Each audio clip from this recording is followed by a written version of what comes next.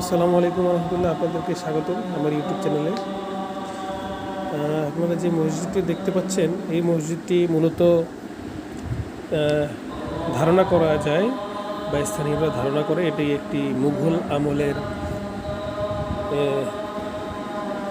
স্থাপনা। এই মসজিদটি অনেক পুরাতন এবং এটিকে সংস্কার করা হয়েছে। যেমন দেখতে পাচ্ছেন, নিচে টাইলস লাগানো হয়েছে এবং কিছু কিছু রিপেয়ারিং কাজ করা হয়েছে, প্লাস্টার করা হয়েছে, রং করা হয়েছে। মসজিদটি 2 কাতার বিশিষ্ট একটি মসজিদ। তো স্থানীয়রা ধারণা করে থাকেন এটি মুঘল আমলের একটি মসজিদ।